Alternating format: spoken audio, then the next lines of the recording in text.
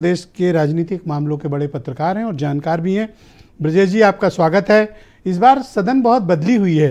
आप तो 30-35 साल से सदन देख रहे हैं कार्रवाई। क्या परिवर्तन इस बार पा रहे हैं? और एग्रेशन भी कुछ अधिक बढ़ गया इन लोगों के बीच। आपको इनकी बॉडी लैंग्वेज, सवाल जवाब, शब्दावली, इससे एहसास हुआ?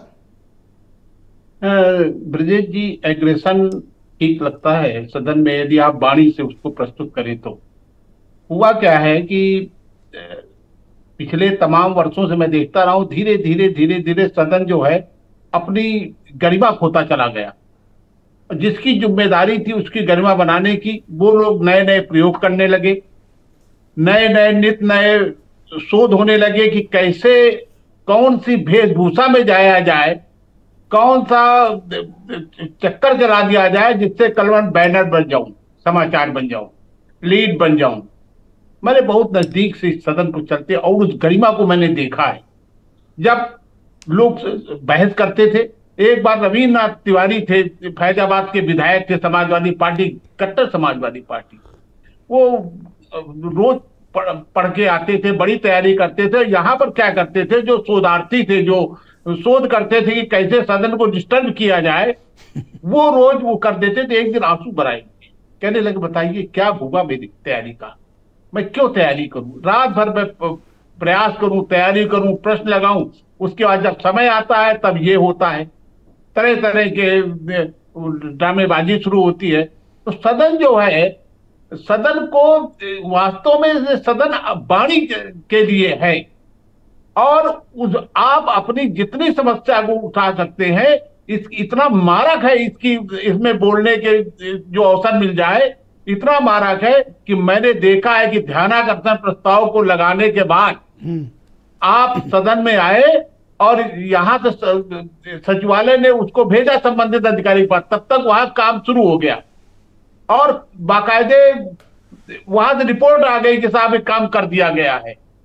लेकिन धीरे धीरे आजकल सबसे इंटरेस्टिंग क्या होता है कि योगी और अखिलेश की तकरार, ये निश्चित है एक दिन में 2-3 बार तो होनी ही होनी है। और वो बड़ा वाइब्रेंट होता है, वो और बड़ी लाइवनेस रहती है, मतलब अचानक अनप्लान्ड उठते हैं दोनों। नहीं, यही लोकतंत्र है। लोकतंत्र जो है यही है। और लोकतंत्र ये जो है लोगों को बांध के रखता है कि साहब देखो अब इसका क्या जवाब दिया, अब इन्होंने क्या जवाब दिया। और ये इतने मारक प्रश्न और इतने मारक जवाब कि साहब लगता है कि हाँ, हम असली लोकतंत्र में जिंदा हैं जी। तो इसलिए ये जो प्रकरण आते हैं, तो आप क्या करते थे, एक छोटा सा सवाल जैसे अनुपूरक सवाल पूछ लिया, अब हम समझते हैं कि अरे ये क्यों पूछा, पता चला कि मंत्री फंस गए। मैंने मंत्रियों को हाथ जोड़ते देखा है सदस्यों के कि साहब अब बैठ जाइए। विधानसभा अध्यक्ष को या पीठासीन अधिकारी को ये कहते कि भाई अब मंत्री जी बहुत लज्जित हो चुके हैं, अब आप खत्म करिए इसको। मंत्री जी कह रहे हैं कि आगे सूचना मंगा देंगे।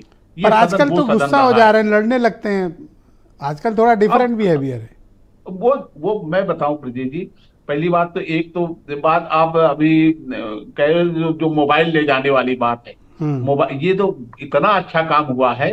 जितने विधायक थे वो नीचे करके पता नहीं क्या देखा करते थे मोबाइल में अपना। अरे ब्रजेश जी, कई लोगों को मैंने देखा सदन के भीतर रील बना रहे थे। हाँ, रील बनाते, मुझे किसी का भेजे थे, अक्सर भेजते रहते हैं अरुण। और कई विधानसभाओं में तो लोगों को तमाम फिल्में देखते हुए खबरें आई हैं, कार्रवाई भी हुई उस पर। तो सदन इसके लिए नहीं ये है। नई नियमावली कुछ डिसिप्लिन ला पाएगी, या जैसे उन्होंने रोका तो इन्होंने कहा ठीक है, हमको काला कब नहीं दिखा सकते, हम काले ड्रेस पहन के आएंगे, पोस्टर नहीं लहरा सकते, सीने पे चिपका के आएंगे, पीछे चिपका के आएंगे, अब क्या कर लोगे? हाँ, तो ये अब ये नियमावली में ये नहीं है। किसी के शरीर पे पोस्टर चिपका हुआ है तो आप उसे रोक नहीं सकते। आपने लहराने के लिए मना किया है ना, चिपकाने के लिए थोड़ी मना किया है। काले कपड़े पहन के आए, काले कपड़े पहन के आए, ये भी एक वो था। ये भी बड़ा मारक चीज है। आप समझ लीजिए अटल जी बैलगाड़ी से लोकसभा पहुंच गए थे और वो ये क्या कम दिन था पूरे देश में, आज भी उसकी चर्चा होती है। बड़े बड़े पर आप क्या मानते हैं कि अब थोड़ा सा असेंबली प्रोसीडिंग्स दिलचस्प हो गई हैं बहुत इस वक्त? बहुत दिलचस्प हो गई है। और दूसरी बात ये है कि अब मैं बहुत सालों बाद बहस को सुन रहा हूं, सदन को ब्रजेश जी, चलते हम देख लाइव रहा प्रसारण हूं। किया करते हैं, सिर्फ हमारे यहाँ देखा करिए।